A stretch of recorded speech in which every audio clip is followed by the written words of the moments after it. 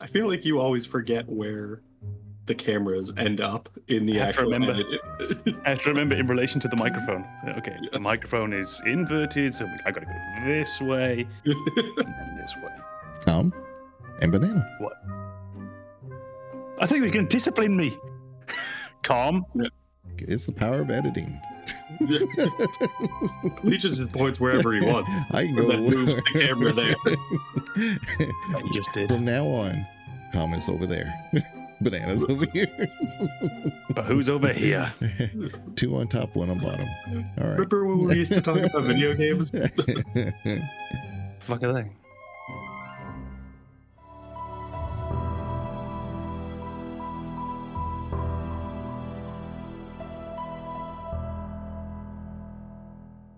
Before we begin, the Gamers Advocate would like to remind you that any episode could contain game spoilers, so watch or listen with discretion. And now your hosts, AMKomnenos, Banana, and Legion. Enjoy the show. All right. Welcome on in to yet another episode of the Gamers Advocate podcast. I'm joined with AMKomnenos and BananaHammockRepublic and myself, Legion. Today, we're going to be going over some gamified environments.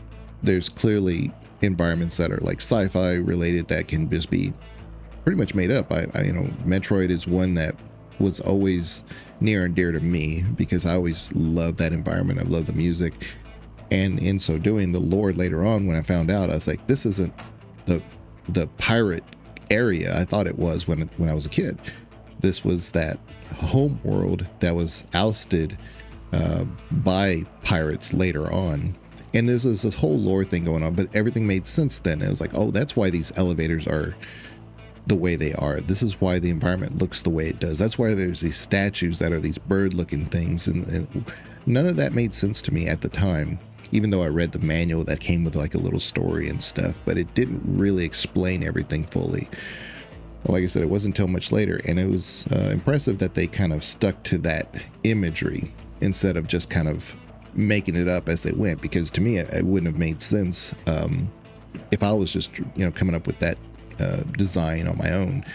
But you had brought up one while we were discussing Banana, like things like Sonic. I was thinking like Crash Bandicoot, where you have these environments where somebody's clearly running through, and it's designed specifically so that the level design is integrated with what you're doing, so that way you can get good at that type of gameplay. But anyway, yeah, that's what we're kind of talking about, just the not necessarily level design, but gamified environments and how they integrate the storytelling and mechanics of the game into their narrative or gameplay experience. Yeah, I think you'll see it in a lot of games where there is some aspect of platforming. And I think of games like, The Legend of Zelda, when it got to like the 3D games, there was a puzzle solving aspect. The games like God of War and Tomb Raider have a puzzle solving aspect. And everything is structured so that there's kind of a clear communication of what you're capable of interacting with, and maybe like, oh, that distance between these two platforms is about the distance I can jump. And one of those platforms needs to be lowered so I can actually make that jump. That is a very weird thing when you think of like the way real world navigation works. Like, rarely do I ever have to jump anywhere in my day-to-day routine. I just walk there. But in these video game environments, they have to build things in a way that like keeps you engaged while you're just kind of navigating the world. And it's something I think we've all just kind of grown to accept. And I'm not saying we should reject it, but it's something that, like, I think if you think about, there's this huge disconnect between the narrative world and the gameplay world. And we are all just on board with that for the experience that the gameplay world provides. There's one that gets me every now and again, which was a few days ago. I was just walking through town, and I happened to see a friend a little ways away. I hadn't seen them for quite a long time. And I saw this person in the distance. There wasn't planned, nothing like that. And there was a moment of, oh, it's them. And I was really excited to go and see them. So I sort of broke into a little jog. And then I got all the way to them. I thought, oh, I'm tired now. I only went about 30 meters, 100 feet, but already I was like, oh, I never run anywhere. And there's just that moment of, okay, breathe again, breathe. My video game character is jogging all day. My video game character jogs to relax. My video game character jogs to get their stamina back, whereas you as a human, it's very much not the case. You jog and then I need my stamina back. I'm going to walk, I'm going to sit down. We spend pretty much all of our lives sitting, lying down, or walking. Everything that our video game character does, basically, the jogging, the sprinting, the leaping, we don't do it. And we would imagine that the thing that our video character does all the time, does all the time that we don't do is fighting. We would imagine, we don't fight. We don't go out and engage in gun battles. We don't go out and jump over obstacles and do platforming. We don't do the most basic thing that character does. We don't even move around in the same way. And that's a weird disconnect I've often had in games sometimes is, oftentimes in an RPG or something similar, if I've got like a good camera and the world looks great, it's nice when you first arrive in a city to walk somewhere.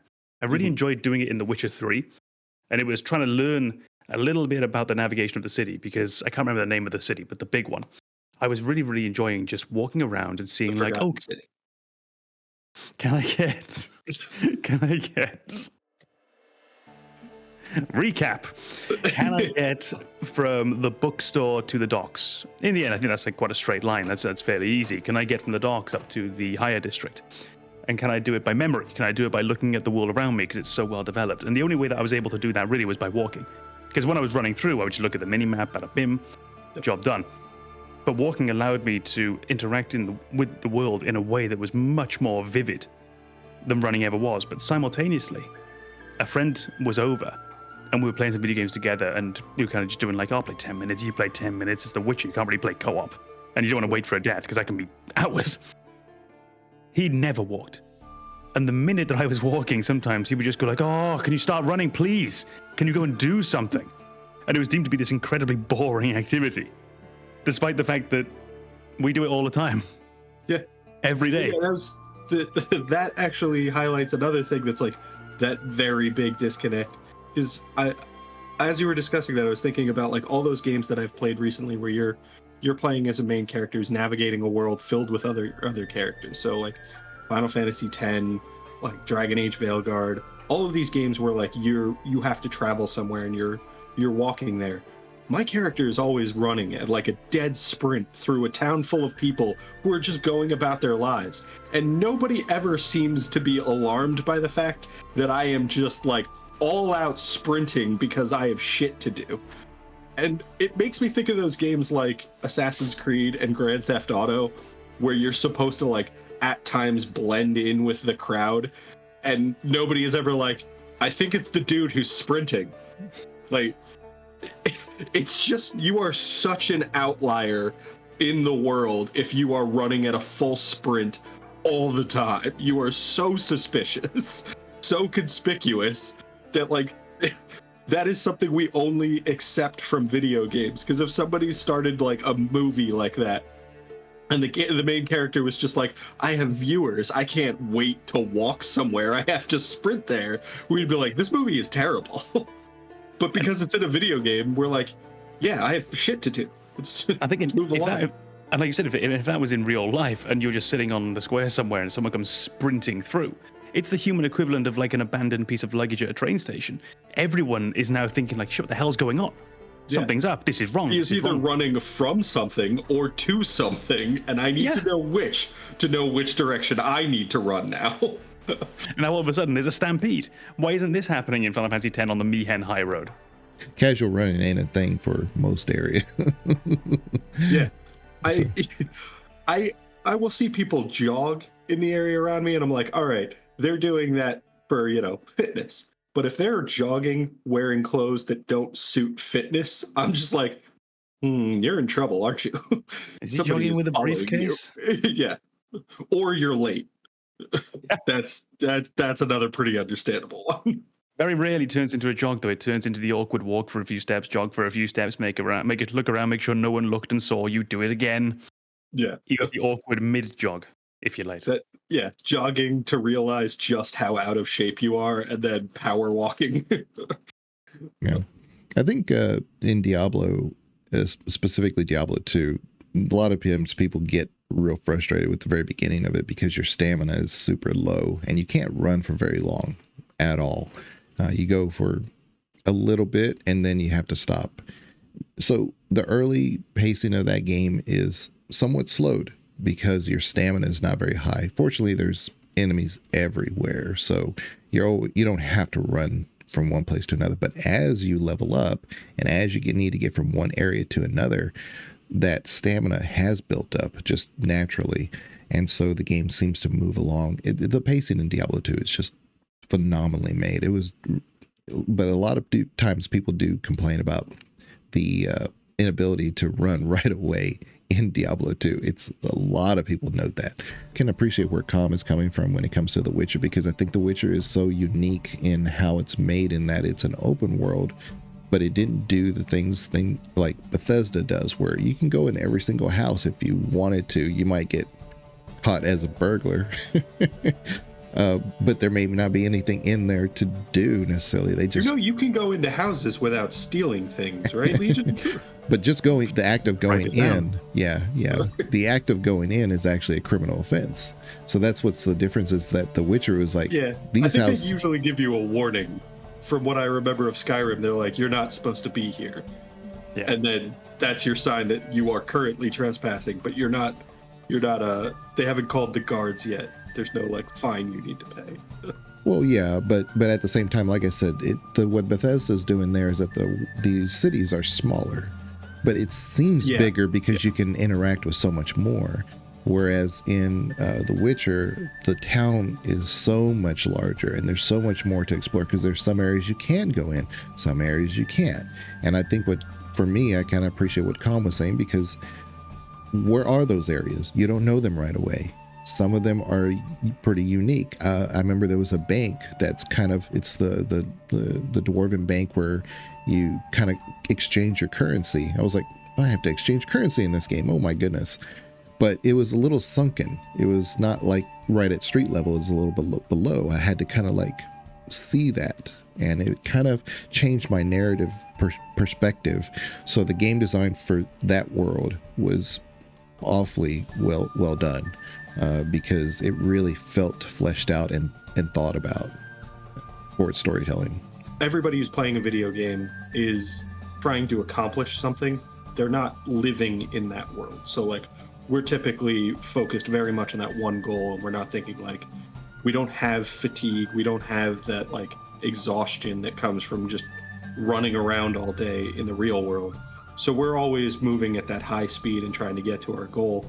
But I'm thinking of those things that like in a video game where they try to almost recreate a familiar setting, and then they have to gamify it in some way so that you're navigating a familiar setting, but it's not boring. It's not so familiar that you're like, oh, I hate this.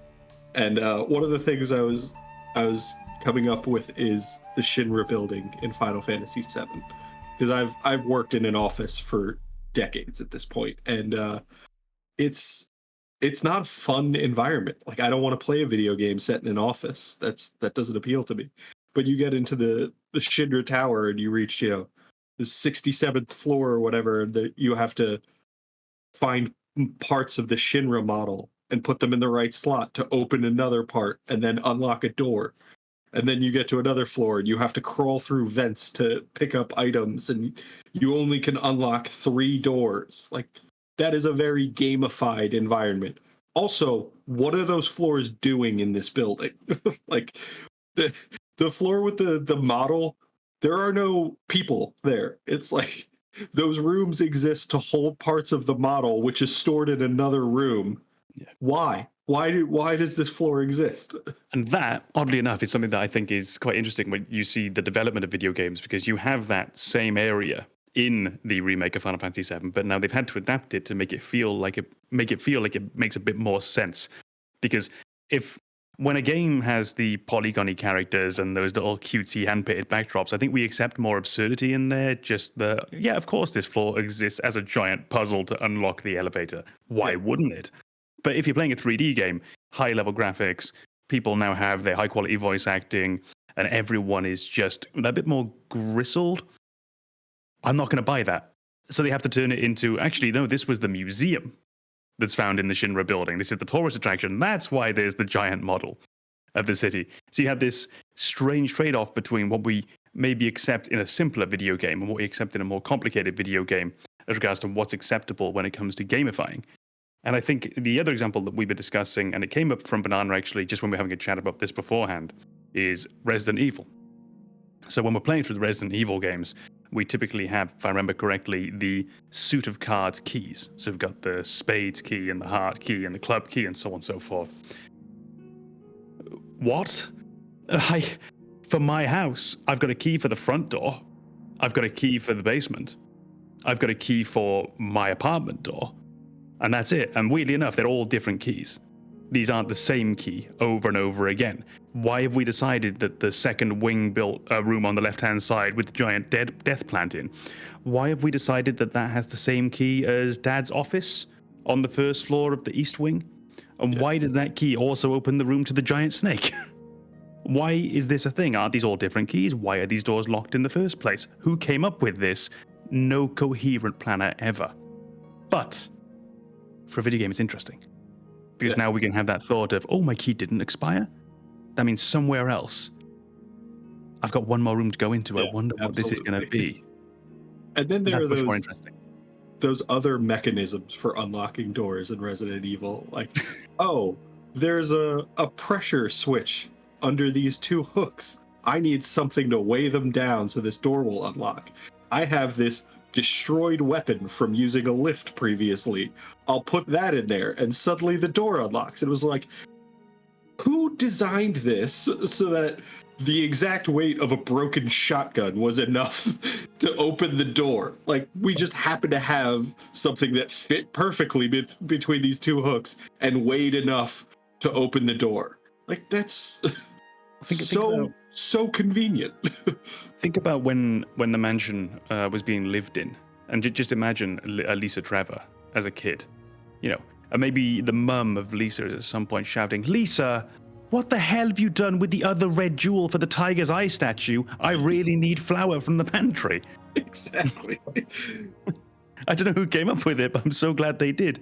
But it's just none of this makes any sense in any coherent world. You have a home invader, you grab a shotgun off that lever and a door locks somewhere, and you're like, fuck. Weird enough, home invasion scenario, that tiger's eye statue is fantastic. Yeah. That actually makes sense. The most paranoid home security system imaginable. I mean, I've got a Ring camera in here pointing at the door, and I thought that was on edge. This is a different level entirely. Yes. I need traps and puzzles to protect my $8 worth of stuff in this place. Was Resident Evil inspired by Home Alone? It seems that way. So a lot of games like from Myst and Riven and things like that, they're integrating into a very unique environment. Very commonplace things. So that way you're like in this fantastical world that may not make sense to you, but you're using a book. I know what a book is, and I know what a ship is, and I know how water and ships work with each other. And so they use these really fantastic. I can read. Yeah, who knew? Never learned to read. He just learned what loads of individual words meant, and stringing them together in some kind of coherent understanding. Who knows? But yeah, let's not go that far. But the puzzle games took that to an extreme because it's trying to like tell a story through the visual storytelling. So it was very important that you didn't find this like strange whatever it is and say, well, what is this for? And then you just don't know. And so it's really important for them to have had a common basis of how those things. So they used a maybe not so common gamified environment, but used common elements in order to tell their story. That was the thing in Assassin's Creed where I think it was one of the first games they introduce you to like a free run route where it's like we've set up a bunch of environmental things that you can kind of chain together so that you can continue at a full sprint, and those will be marked by like a white cloth draped over something. So like if you're running from the guards, look for those and you can use this to get away from them. It's very clearly like we're trying to highlight what you can actually do in a way that doesn't seem like a big arrow that's like, go here to run from the police, because that's a bit too heavy-handed. But at the same time, like, you're you're leaping from a bunch of conveniently placed bars and like swinging from potted plants that are hanging in just the perfect position for you to wrap around a corner at top speed. Like, this is not a realistic environment. Everything is too perfectly placed. So you're kind of balancing that realism with, convenience. Well, it's the thing as well, actually, that I think we often overthink. So games with the yellow climbing pads or whatever it might be, Clair Obscur has this. By the way, Clair Obscur has stupid mini games. It's got these highlighted climbing things. But I forgot we like this game, so it doesn't matter because it's in this game. We only attack it when it's in games like Veilguard. I forgot about that. Things like this are fine. They're fine. They're absolutely fine. We need them. I think we've shown as gamers that we can't actually be trusted to find climbable walls if they're not marked in a game. It's just something, it's not our fault. It's because we're not necessarily looking for it on every single wall. It's like the invisible wall in Dark Souls. If you want to put some secret hidden things up on some cliff that we don't need for the story, wherever it might be, fine, don't show me where the climbable wall is, and I'm going to go around and test every wall to see if I can climb the damn thing. But if it's somewhere I've got to go, just tell me where to go. It's fine. And if you ever go climbing in real life, I don't want to spoil this for anyone, but you know where to go because there's trail markers. And as well as that, there's old pitons in place where people have put these in the rock so that you've got something to actually lash a rope onto. There's via ferrata, which are actually physical, like ladders hammered into the sides of mountains and cliff faces so that you can make your way across. This is a thing we do in real life, and we're just putting it into a game to make it more playable. There's a situation when I don't want this. If the game's about climbing, no. No, in that case, I want to decide where I'm going and how I'm going to do it, which is why I am perfectly happy with Final Fantasy VII Rebirth. I'm perfectly happy with Veilguard. I'm perfectly happy with Clair Obscur, indicating to me where can I climb, where can I not. On the other hand, I'm glad Spider-Man doesn't, because that game is going to be about me being able to decide, actually, I want to go and climb that one this time, or I want to go and jump over this one this time. And Assassin's Creed exists in a sort of weird in the middle place, because it's definitely not a game about climbing. Yeah, but it kind of is. It's a bit of an odd one. I would say in the Assassin's Creed games, there's usually an indication of, like, you can look at a wall and see where handholds are and think like, oh, this is a wall I can climb. Especially in the early games, I remember there being points where, like, you would see handholds up to a point and then a gap. And it's like, oh, I can only climb that high, and then I have to move laterally or along the building. And they used to use that as a way to, like, kind of guide you through a specific path, and then you would end up kind of in a stealthy, advantageous position at the end of that path. Yeah. And I was totally fine with that playing through those games. I'm not sitting there looking at, like, St. Peter's Basilica and being like, why are there handholds for this specific route? Nobody designed this building like that. Like, I don't care. I'm enjoying the game. With the yellow paint and the white paint and things like that, I think there's a change in ideology here. I've seen with the game development in saying we want you to have fun, but we don't want you to get stumbled along the way. But I'm seeing more and more games now starting to use it as an accessibility feature instead of like putting it as a part of the regular gameplay. Like, they're making it optional. So I know in the Tomb Raider games, you can just flat out turn it off, and you just have to look for it. So, there is that. But that went to like I heard a lot of complaining from a lot of gamers, like, well, I can't. The developers just think I'm too dumb to find this thing. Turn it off. Find out. Bro, statistics say that you are. Yeah. It's not you personally. It's players won't spot it. We won't find it. Yeah. In Clair Obscur, there was one area where I just didn't see it. I went in, thought, oh, this is disappointing, left. And then someone else mentioned the area to me later. And I was thinking, what do you mean it's good? It sucked. And then I found out I'd missed a thing. Yeah, it happens. I think we have all done that at some point in a game where, like, it wasn't painfully obvious to us.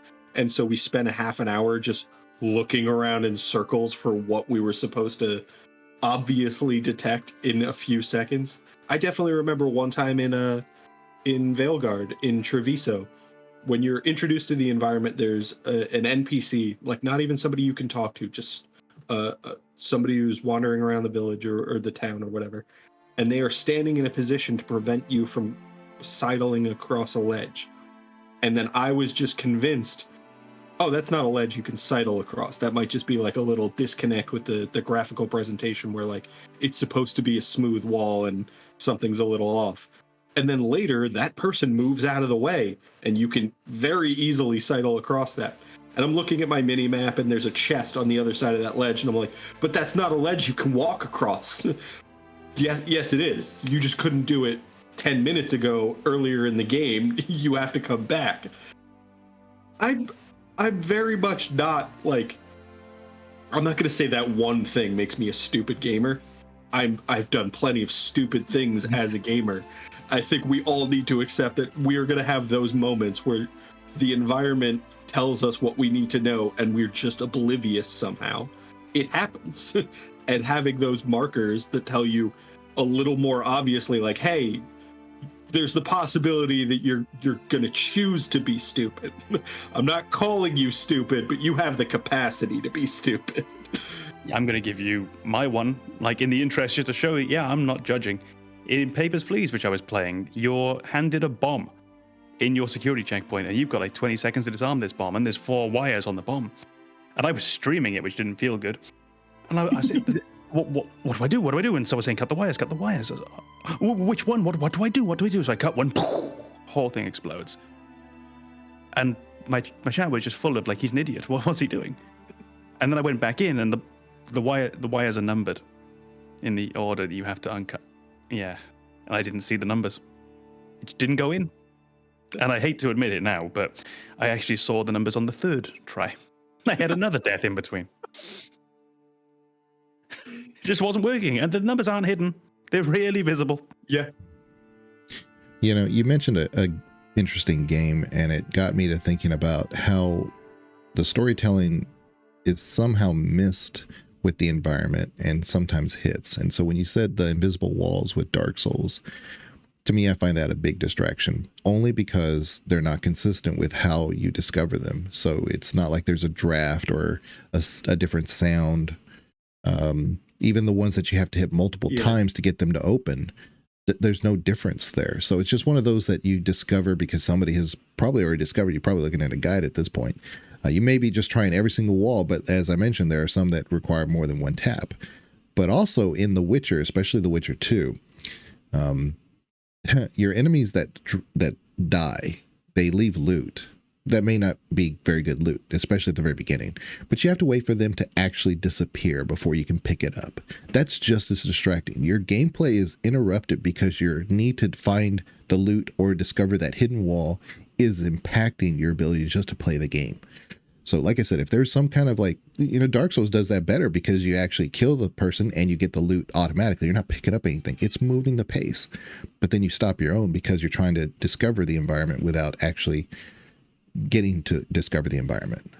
Well, Dark Souls is a weird one, actually. Initially, I thought you meant invisible walls, as in the ones that like stop you going places. I was gonna. Are there? I was gonna try to make that clarification. Yeah, the illusory walls in Dark Souls. Those are their own thing. Those invisible walls that are like, we didn't feel like building the game beyond this point. Just stop here. those definitely disconnect you from the real world as well. But yeah. I think they're less common, I think, now. The illusory walls that you can't find by yourself unless you go and test every single wall, I like them because it's the community aspect of the game. You don't find them by yourself, and you don't find them by getting a guide. You find them because 500 people have stood on that spot, and they've all made a message pointing to that wall saying, secret here, invisible wall here. And I love. I don't need a message in front of that wall. I'm not stupid. Idiots. And I love the fact that they can lie about it too. And I knew it was a lie. I didn't fall for it. Yeah. But it's a beautiful feature of certain games in certain situations, which I think just works really well. If every single player game was like that, I'd probably hate it. But when it's well done, like in those, I think it's an amazing feature. It really makes the game feel bigger than what you're actually playing. I've seen it done really well without needing any of that, and that's specifically Nier Automata. Nier Automata, its point is, I can't go into deep spoilers about that, but its point at the end of the day is how community helps each other. It's one of the many points it's trying to make, but at the very end of it, it's trying to say, look, only together can we succeed. But yet it's a very single-player game. Yeah, in this single-player game. It's a very single-player game. I think that is just fundamentally a difference in the goal of the developers with Nier Automata and Dark Souls. Dark Souls was meant to be a community game. You can play it as a single player, and you'll get mostly the same experience. The boss fights will have the same mechanics. There will just be one fewer person participating in them if you play it solo. But the game was meant to be a multiplayer game with kind of limited multiplayer. It's not, co-op the entire time. It's not PvP the entire time. It's kind of compartmentalized into discrete environments where those things will happen. But Nier Automata was meant to be single player the entire time. And the environments are designed in a way that suits that. So like in Dark Souls, environmental deaths they're gonna happen. They're gonna happen more if somebody has invaded you and you're running for your life. Yeah. Try and get to a position where you can actually engage in combat. I don't really care about a lot of environmental deaths in other games without that PvP aspect, because I can probably take my time. I can probably strategize against the nearby enemies, take them out, and then it's just a convenient stroll up a cliff that's supposed to look, precarious, but I'm just holding a forward on my controller, so it's not a big deal. But in Dark Souls, I get that invasion notification. I have to walk up like a rampart that leads into the castle, and I'm just like, if they just stagger me with an arrow on here, I'll probably fall off and die. I don't like this. If you've ever been invaded trying to make your way into the cathedral over the buttresses, that's rough going. Do you know, by the way, the story of where the Dark Souls multiplayer comes from? Of Miyazaki driving home one day, which hopefully gives you an idea of actually what the philosophy behind it was of a single-player game, which which is very much aided by that simple aspect of community to go along with it. So Miyazaki was driving home one night from work, and it was a really snowy day, big strong blizzard, and there were cars in front of him, behind him, and the car was going up a hill, and it just juddered to a halt, and it can't go anywhere. It's stuck on that hill, and the car behind it just inched forward and just shunted it slightly, gave it a little bump, just to push it. All of a sudden, that car's in motion, starts going, gets up the hill. The next car behind makes the bump and gets stopped. So the car behind that one now gives him a little shunt, bump, up the hill, and the line goes through and through, and eventually Miyazaki's there, and he bumps the car in front of him. His own car grinds to a halt, and then a few seconds later he feels that shunt from the car behind him pushing his car back into motion, and he gets to the top of the hill, and he thinks, I can't stop. I cannot stop to say thank you, because if I do, I'm not going to get moving again. Yeah. And that guy behind him, I can't stop to say thank you. Did he make it home? I don't know. And I don't know if the guy in front got home. But maybe if I could have thanked him, we'd have been friends. Maybe if we got out of the car to look at each other, maybe we'd have had a fight. We don't know what our interactions would ever have been. Yeah. That is such like a wholesome story, like such a wonderful experience to be like, yeah, and that's why in Dark Souls you can join somebody and kill a giant monster together. Yeah. It's just that little bump to say like, yeah, you could probably handle this on your own. It might take you a bit longer, but I'll give you that little extra nudge that helps you get there quicker. And I can tell you the amount of times I've dropped into someone's world. At one point, I was really good at fighting the two princes in Dark Souls 3. I just practiced them over and over. And I would drop into people's worlds and help them beat the two princes. And it was always the same thing. Prince would go down, finish a second phase, and there would just be, I would do a wave, and then walk off towards the big door, and then I disappear from their world, and I never knew what that person did then. Maybe they didn't go on and beat the Solar Cinder. Maybe they actually didn't keep playing. Maybe they did, and maybe they'd mastered the rest. I don't know. But I love that idea of the invisible community in that game, which I think is just was unique. I guess over the time we have very much replicated that in lots of different games, but it felt so unique. If Miyazaki was in the United States, he would be trading insurance papers at that point. There wouldn't be no assistance here. That's it's a difference in philosophy. Completely. No, I think in the U.S. you see people taking videos of cars sliding down hills, and they're making bets on how many other cars they'll bump into on the way down. Like it's a different community, which also exists in Dark Souls, I think. The exact same incident happened in two different countries. Japan gave us Dark Souls, and you gave us marbles on stream. Yep. You're welcome. I would say that most games that are labors of love have the same thing. It might not always be on the same scale, but almost any game that's a labor of love where people have really been able to put their heart and soul into it, you get these cute little details and fun things that maybe don't need to be in the game, but we put them in because, why the fuck not? Because we can. And I think I mentioned that one of the main reasons that I loved Final Fantasy VII Rebirth so much was it always felt like the design team were just never told no. They might have been told, go back and make it better. I don't know. But it always felt like, okay, I've got X idea. Fuck it. Go and have fun. Go and do it, and we'll see what comes out on the other side. And then you have games like Skyrim, where there's where there's just lore smattered throughout the game. And actually, just on the note of gamified environments, it's something that's always been quite cute, of course. And I think it's addressed in Uncharted in a tongue-in-cheek way. It's when you go into an ancient tomb, for the first time, and you open the tomb and the door slides open and there's lit candles on the interior, and you think, what the fuck? I believe in Skyrim, isn't the lore that actually the Draugr are the ones maintaining those candles? And it's just a little detail that we've added into the world to make it feel a bit believable, because gamified experience, we need these candles to be lit, because I don't want to go in and deal with every single one. And honestly, in a game where the combat is so fun, and I still think Skyrim's combat is better than we give it credit for. It's got a decent heft to it, especially for the kind of game it is. I don't want to drop my shield from my left hand, have to carry a torch. Or I don't want to have to forgo my big two-handed sword, and have a torch in the one hand and a little stabber in the other. Sword, that's the word. So if you give me... pokey stick? So if you give me all those candles in there, that's great. And I wouldn't have minded, actually. And as a gamer, I would have just thought, sod it, it's one of the rules of gaming. Yeah, it's lit. Good, thank goodness. But then they've actually cutely added in this little idea that, oh no, it's the ancient corpses. They're actually maintaining the candles. They're actually keeping the place lit. And it's just a way that a gamified environment is made to feel slightly less like a gamified environment than it actually is. And then you get those silly claw doors where you have a key, but the symbols need to match up.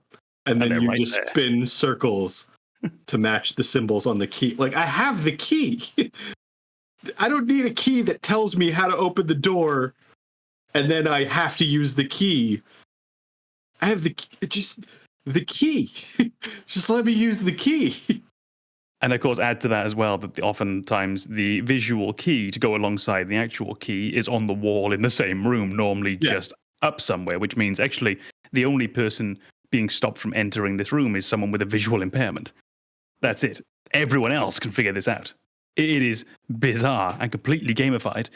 And I think it's kind of fun anyway. Oh, yeah. I didn't have any problem with that when I was playing through it. But when you think about it from a realistic concept, because this is like, oh, it's this ancient tomb and they've put all these traps in place. And now there's this complicated door lock and you need the key to open it. And you also need to solve this puzzle. The puzzle is look at the key. That's it. It's the video game equivalent of writing your PIN number on the bank card. Yeah.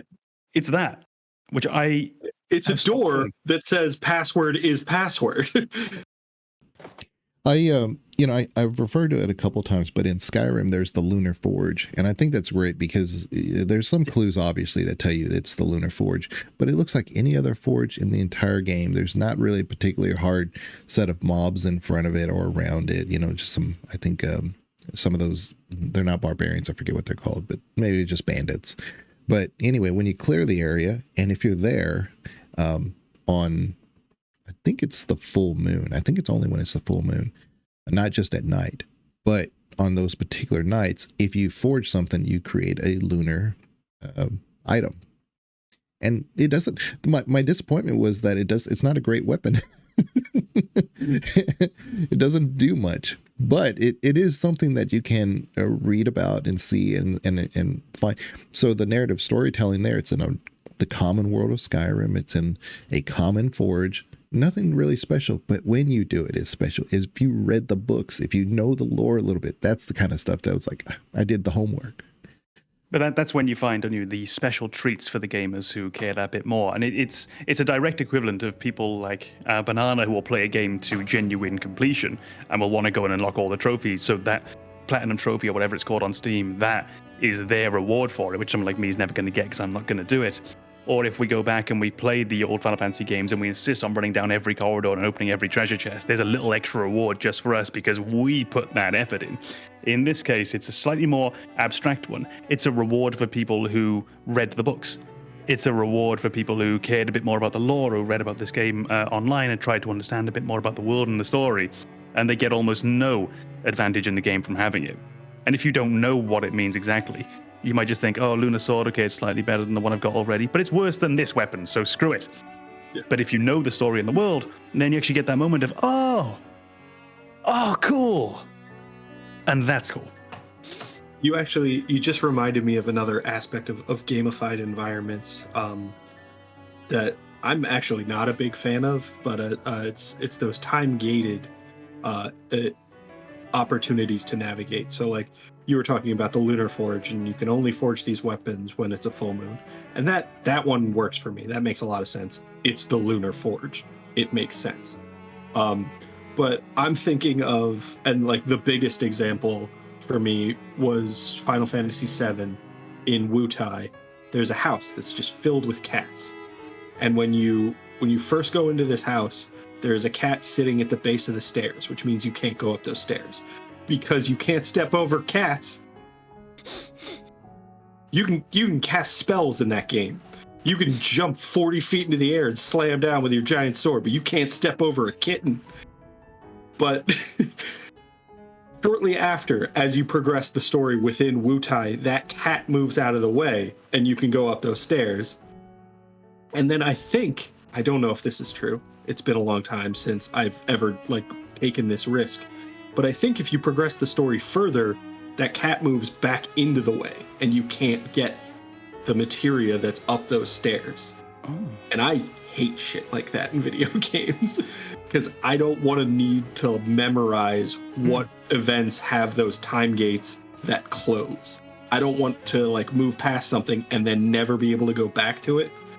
And that is something that's very gamified environment. This cat will only ever leave those stairs between these two events.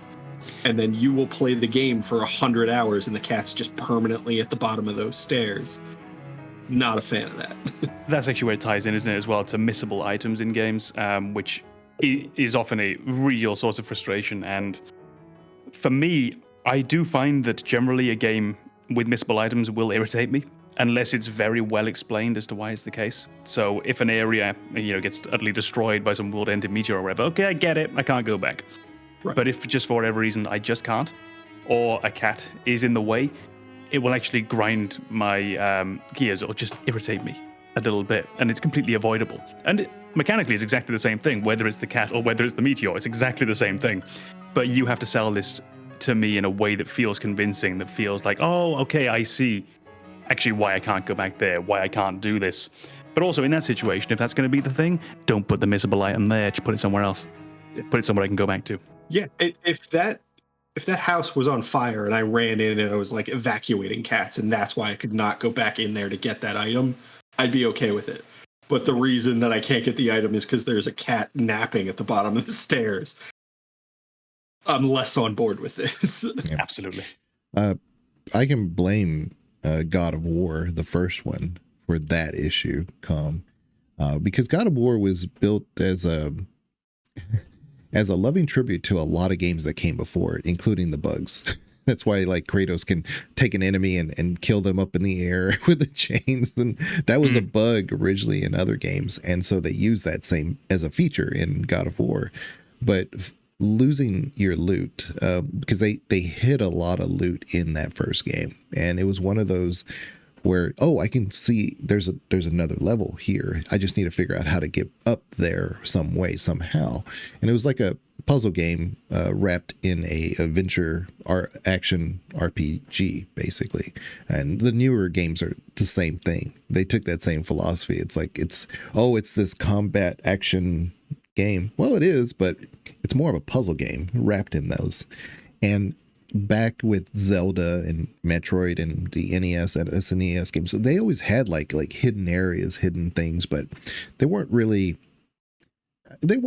too tricky to find, and you would get a lot of clues and a lot of hints about things. With Metroid, you just basically turned yourself into a ball and bombed every single wall. I mean, it was just so much consistency. It was all over the place. But with God of War, the original one, when it came out, there were so many like little hidden areas that you're like, but once you got done with a chapter, you couldn't go back. You know, you either found it when you passed through that area or you did not. So, you know what? I would probably find that I would really like it and think it was a great feature because, like all of my video game critiques, it's completely arbitrary. And whether or not I happen to like the game in question. Yeah. Like, so even in that situation, I might think it's great. But this is the same thing that goes back to our earliest channel law, which is just if you're going to do something in a game, do it well. And all of these guidelines and ideas that we come up with, and when I say things like I despise missable items in games, I generally do. But then there's how many exceptions to the rule? It's English grammar. You know, it's just, we have these foundations, but sometimes, Yeah, I agree completely. And like I highlighted that thing in Final Fantasy VII, which is a frustration for me because I've played that game a lot and I've never actually figured out what the exact, triggers are for those events. I just know that like I do anything in Wutai and then I go check on the cats. And then I do another thing and I check on the cats. And it's like, this is such an unhealthy behavior. If I had just known what the trigger was, I wouldn't be wasting so much time. Yeah. And that's the part I have a problem with, is the like, I would love a direct connection between that missable item and what's happening. But when it's a cat moving, I have no idea what triggers that. I feel that's what a lot of old RPGs in particular, in my mind, are quite famous for, is this idea of arbitrary things affecting arbitrary things elsewhere, and you're not really showing why. So the game logic switch that's existing behind the scenes and telling you, okay, which scene of the game are we on now? Which iteration of the game world are we on now? And there might be dozens, there might be hundreds of variables taking place, but there's this one grand thing. And maybe Switch 91 is telling us that the world is about to end. Switch 92 is after the world has ended. Switch 93 is after the world has ended. But that cat isn't in front of the stairs. How do I get onto that one? Yeah. And how do I stay there? And why was it that me taking down that poster for the turtle bar in Wutai in Cosmo Canyon, why did that cause the cat to move? It probably didn't. I'm just thinking of something that might have caused these obscure events to take place. And you just think, I can't piece together the logic behind what's causing what to happen here. I just know a lot of stuff is happening and a lot of stuff is changing. And I can't exactly pin down why. And for me, that's what, a lot of those old RPGs were really a part of in my mind, was just, I'll do something and not realize until X amount of hours later that I've actually done something completely else entirely. And unlike in a strong narrative game, it won't seem to have any relevance. I can understand if I accidentally caused that, what's the fucking blonde sorcerer in The Witcher? Oh, the blonde one? That's Kara Metz. I can understand if I accidentally get her impaled and put on a pyre. I can understand what I did and what caused that to happen. I can't understand why that fucking cat won't move. Is this your criticism of games where you end up accidentally romancing somebody? Like, I did this thing and suddenly we were in a bed together. Like, I don't, those aren't connected. What the hell? I just didn't know. I didn't expect it. Except the thing that you did was meet somebody at the no-tell motel, and then it happened. So they are directly connected. Because I thought we were doing like a conspiracy or something. So don't tell anyone about the Illuminati. I thought it was that. Yeah. Conspiracy. Wrap it up, Legion. All right. Well, we will see you guys later. Thank you guys for coming today. Does that work? Yeah. Am I a wizard? Yeah.